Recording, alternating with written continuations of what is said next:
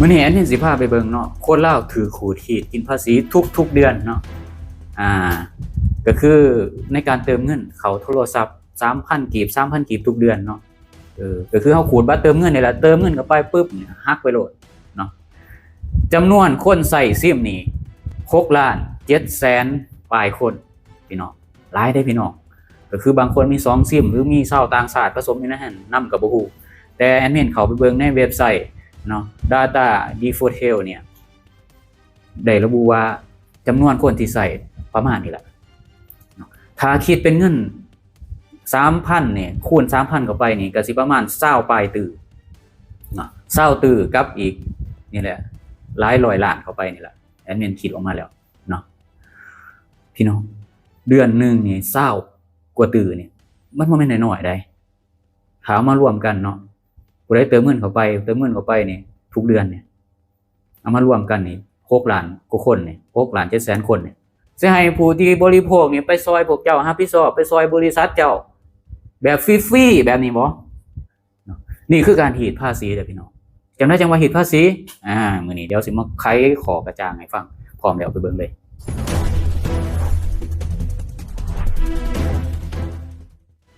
สวัสดีครับ FC ทั้งฟังไทยและก็สบายดีพี่น้องลาวทุกท่านเนาะขณะเนาะมื้อนี้พบกันอีกเช่นเก่าเช่นเดิมในช่องวันชิงทุนูหรือว่า1เรื่องตรงกูเป็นยังจังว่าหีดภาษีแอดมินก็ต้องได้มาบอกพี่น้องว่าคนลาวถูกละเมิดสิทธิการบริโภคหรืออีหยังก็แล้วแต่ถูกเอารัดเอาเปรียบโดยเอกชนและก็รัฐบาลแน่นอนเนาะบริษัทเครือข่ายเรานี่ก็ต้องถูกเก็บภาษีแพงแหละจังเฮ็ดแนวนี้ถ้าว่ามันเก็บภาษีนี่เท่ากับหักเงินโดยพลการได้หักเงินโดยพลการได้เนาะก็คือเอาเปรียบผู้บริโภคได้เป็นยังล่ะหักเงิน 3,000 นี่เป็นยังคือจังบ่ผิดกฎหมายที่จริงแล้วเอาเปรียบผู้บริโภคจังได๋เอาเปรียบผู้บริโภคล่ะเป็นจังได๋จังว่าแนวนั้นเจ้าสิอ้างว่าเอาเงินไปพัฒนาเครือข่ายของเจ้าเรื่องเครือข่ายขยายเครือข่ายหรือเรื่องอีหยังก็แล้วแต่น่ะมันบ่ได้เกี่ยวกับผู้บริโภคบ่เกี่ยวกันเลยสิมาให้ผู้บริโภครับผิดชอบถ้าผู้บริโภครับผิดชอบกลายเป็นหุ้นส่วนแล้วกลายเป็นการลงทุนแล้วเนาะเงิน 3,000 กลายเป็นหุ้นส่วนเป็นการลงทุนได้นั่นพี่น้องถ้าบ่แม่นการเก็บภาษีบ่แม่นการขูดรีดภาษีแล้วมันสิแม่นอีหยังก็สิแม่นการลงทุนร่วมลงทุนหรือซื้อหุ้นกับเครือข่ายที่หักไปมันก็มี2อย่างนั่นแหละคันบ่แม่นการหักแบบรวมหุ้นหรือร่วมทุนหรือว่าซื้อหุ้นก็สิกลายเป็นหักโดยการขูดภาษีมี2อย่างเท่านั้นมันมีแล้วได้ดอกสิว่าเอาไปพัฒนามันบ่ได้เกี่ยวผู้ที่ส้มใส่ผู้ที่บริโภคบ่ได้เกี่ยวเนาะถ้าเกี่ยวแสดงว่าเอาเปรียบผู้บริโภคแล้วอันนี้2ทางแค่นั้นรัฐบาลต้องเนาะดำเนินคดีกับเครือข่ายเหล่านี้มันมี2ทางแค่นั้นมันบ่มีแนวอื่นแล้วเนาะคันบ่แม่นขูดภาษีมันเป็นไปบ่ได้พี่น้องรัฐบาลอาจสิไปเอาภาษีนำเครือข่ายเหล่านี้ก็ได้เนาะมันมีมาแต่ไสว่าให้เครือข่ายเนี่ย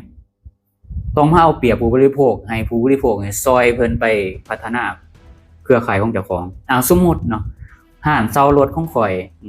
ยมีห้างเซารถจักรหรือรถกระบะรถเก๋งอิหยังก็แล้วแต่ข่อยอยากพัฒนาลานจอดรถข่อยเนาะผู้ที่เซารถข่อยเจ้าต้องเสียเพิ่มมันแม่นบ่พี่น้องแม่นบ่คนที่เซารถข่อยไปนี่จากที่รัฐบาลเนี่ยสมมุติเนาะเขาให้เซาคันละแสนสมมุติเนาะรถจักรเนาะต่อชั่วโมงนึงก็คือได้ระบุมาแบบนี้ตามออกกฎหมายออกมาแล้วสมมุติเนาะแล้วเจ้าขอเก็บเป็น150,000 กีบเพราะว่าสิเอาเงินเรานี่ไปปรับปรุงลานจอดรถหรือว่าเป็นสถานที่จอดรถหรือหยังก็แล้วแต่มันเกี่ยวบ่พี่น้องมันเกี่ยวบ่มันเกี่ยวกับผู้บริโภคหรือผู้ที่มาเซาบ่มันเกี่ยวบ่มันบ่เกี่ยวเด้อพี่น้องสิให้ผู้ที่บริโภคนี่ไปซอยพวกเจ้ารับผิดชอบไปซอยบริษัทเจ้าแบบฟรีๆแบบนี้บ่แอดมินบอกได้คำเดียวว่าเงิน 3,000 นี่เป็นการซื้อหุ้นร่วมหุ้นหรือมีสิทธิ์เนาะก็คูณไปที่ละผู้ใดเสียไป 3,000 นี่จักเดือนแล้วคูณเข้าไปเป็นการลงทุนแล้วพี่น้องผู้ที่เสีย 3,000 นี่ต้องได้มีสิทธิ์เนาะได้เงินส่วนต่างเหล่านั้นหรือได้เงินในการลงทุนจักเปอร์เซ็นต์ก็ว่ากันไปตามกฎหมายเนาะว่าเขาระบุว่าการลงทุนนี่ 1,000 นี่เปอร์เซ็นต์จักกีบจักหยังก็ไปคิดเอาพี่น้องมันมี2ทางนั่นแหละเนาะ คันบ่ซั่นก็เป็นการขูดกินภาษีเนาะเอาเงินนี่ไปเข้าบริษัทเพราะว่าหยังบริษัทนี่ถูกรัฐบาลนี่เก็บภาษีของเขาสูงขึ้นมันมีแค่นั้นมันบ่มีแนวอื่นเนาะบ่แม่นว่าแต่เฉพาะเรื่องการขูดภาษีกับซิมโทรศัพท์พี่น้องกับน้ำประปาแน่เนาะกับอีหยังก็แล้วแต่ที่เคยเห็นข่าวบอกว่าขอเก็บค่าปรับปรุงหรือไฟฟ้าหรืออีหยังก็แล้วแต่นะถ้ามันมีเกิดขึ้นมาให้เห็นน่ะมันบ่ได้เกี่ยวพี่น้องบ่เกี่ยวกับผู้บริโภคจังได๋จังสิให้ผู้บริโภคมารับผิดชอบซอยพวกเจ้าพวกท่านต้องไปรับผิดชอบโดยพวกท่านเองพวกท่านก็ไปกู้เงินที่กับรัฐบาลกับองค์กรการเงินอีหยังก็แล้วแต่พวกท่านก็ไปกู้มาติล่ะมาปรับปรุงโครงการหรืออีหยังบริษัทของท่านหรือว่ากิจการหรืออีหยังก็แล้วแต่ที่กำลังเฮ็ดอยู่ถ้าแม่นว่ามาเก็บแบบนี้เนาะมันจะมีอยู่2ทางคือว่าแหละ1ขูดหีดภาษี2ควมหุ้นซื้อหุ้นความลงทุน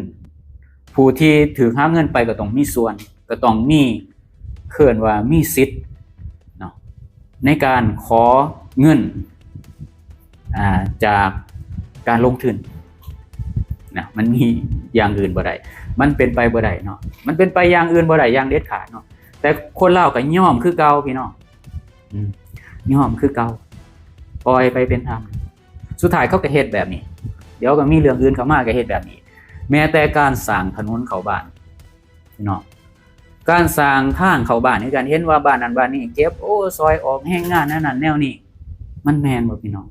กระทรวงที่รับผิดชอบเกี่ยวกับถนนหนทาง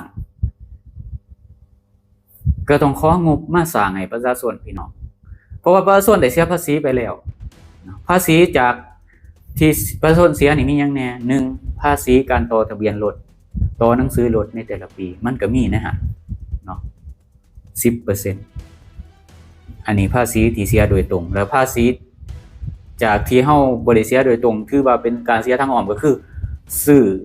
ของกินซื้อนั่นซื้อนี่ซื้อของที่นำเข้าน่ะพี่น้องซื้อนมซื้อเป๊ปซี่ซื้ออีหยังก็แล้วแต่ที่รัฐบาลนี่เก็บภาษีนำผู้ที่ประกอบการนี่แล้วก็ผู้ประกอบการก็มาขายของเฮาโดยการหักค่าภาษีเข้าไปในหันเลยเนาะแสดงว่าเฮานี่เป็นผู้เสียภาษีผู้ที่รับผิดชอบเสียภาษีเท่ากับเขาบ่ได้เสียได้เพราะว่าเขามาขึ้นค่าสินค้ากับเฮาเท่ากับว่าเฮาซื้อหยังกินทุกอย่างนี่เสียภาษีทุกอย่างโดยที่เฮาบ่รู้ตัวแล้วก็ร่วมกันสินค้าหลายชนิดเนาะเครื่องอุปโภคบริโภคนี่ที่เฮาซื้อกินซื้อใช้นี่รัฐบาลเก็บภาษีนำเจ้าของผู้ประกอบการต่างๆนี่เขาก็มาเก็บภาษีนำเฮาแม้แต่น้ำมันที่ทานเติมเข้าไปเขานำเข้ามาเขาก็ต้องเสียภาษีให้รัฐบาลแล้วเขาก็มาหักกินกำไรนำเฮาเท่ากับเฮาเสียภาษีอีกคือเก่าแล้วก็เงินภาษีเหล่านั้นที่รัฐบาลเก็บไปเอาไปเฮ็ดหยังเงินภาษีของประชาชนเนี่ยรัฐบาลเก็บไปแล้วเอาไปสร้างทางเนี่ยบ่ถนนทางดีเนี่ยบ่หรือว่าเอามาสร้างแต่เฉพาะอยู่ในเมืองก็ว่าโอ้ดีแล้วก็ผู้ที่บ้านนอกเขาก็เสียภาษีคือกันแล้วก็บ่ได้ใช้ทางดีๆคือคนอยู่ในเมืองพี่น้องมันแม่นบ่พี่น้องเสียภาษีเท่ากันกับคนในเมืองแต่บ่ได้ใช้ทางดีคือคนอยู่ในเมืองมันเท่าเทียมแล้วบ่พี่น้องนะนี่แหละประเทศที่เขาพัฒนานี่เขาจังพยายามสร้างถนนหนทางให้เท่าเทียมกันเพราะว่าบ้านนอกอยู่ในเมืองเมืองเศรษฐกิจได้รับภาษีหลายก็สิเส้นทางก็หลายขึ้นแน่บ้านนอกเนาะก็ต้องได้ใช้ถนนหนทางที่มันสมควรแต่ว่าสิบ่สร้างเลยให้ไปใส่ถนนขี้ตมมันก็บ่ถูกพี่น้องเงินภาษีของประชาชนในส่วนของรัฐบาลเก็บโดยตรงทางตรงแล้วก็ทางอ้อมนี่ก็เก็บไปแล้วแต่ว่ามาขูดเอาน้ำจังซี่เนี่ยบริษัทจังซี่นี่หรือการใช้น้ำใช้ไฟจังซี่เนี่ยเก็บเพิ่มจังซี่เนี่ยเท่ากับเฮาความลงทุนแหละพี่น้องความหุ้นแหละพี่น้องมีสิทธิ์เนาะบริษัทเรานี่มีเงินรายได้เท่าใดพี่น้องก็บวกเข้าไปได้จ่ายเงิน 3,000 กีบเนี่ยต่อเดือนนี่จักเดือนแล้วกลายเป็นเงินลงทุนของเฮาแล้วพี่น้องเฮามีสิทธิ์ได้รับเงินจากเครือข่ายแล้วเครือข่ายบัตรเติมเงินต้องเอาเงินมาให้เฮาเปอร์เซ็นต์หรืออิหยังค่าลงทุนรวมหุ้นนี่ตามกฎหมายเขาให้มาเท่าใดจักเปอร์เซ็นต์เนาะจะกีบนึงรวมลงทุนจักเปอร์เซ็นต์ก็ต้องไปคิดรายเอาพี่น้องรายเดือนเข้าไป 3,000 ผู้ใดมี2ซิมนี่เข้าไปได้เติม2ซิมก็มันสิมีประวัติหรอกเติมเงินถึงหักไปเท่าใดไปคิดรายเอาพี่น้องนี่คือการรวมหุ้นหรือรวมลงทุนแล้วพี่น้องมันบ่แม่นให้เฮามารับผิดชอบให้เพิ่นคือจังแอดมินว่านั่นแหละ เฮาไปใส่บริการเนาะรถเซาและให้เฮาไป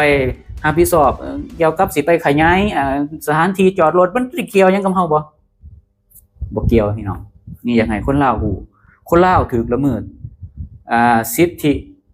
บ่ฮู้โตพี่น้องเพราะว่าคนลาวนี่ยังคิดบ่ถึงพี่น้องแอดมินก็ต้องได้มาบอกพี่น้องว่าคนลาวถูกละเมิดสิทธิ